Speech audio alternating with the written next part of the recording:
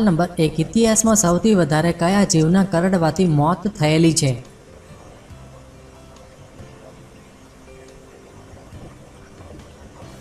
જવાબ છે મચ્છરના કરડવાથી.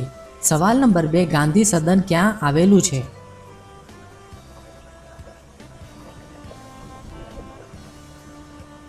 જવાબ છે નવી દિલ્હીમાં. સવાલ નંબર 3, ભારતના કયા રાજ્યને સ્પાઇસ ગાર્ડન તરીકે ઓળખવામાં આવે છે?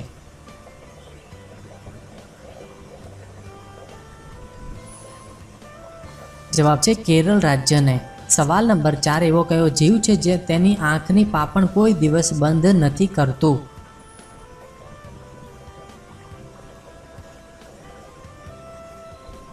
જવાબ છે માછલી.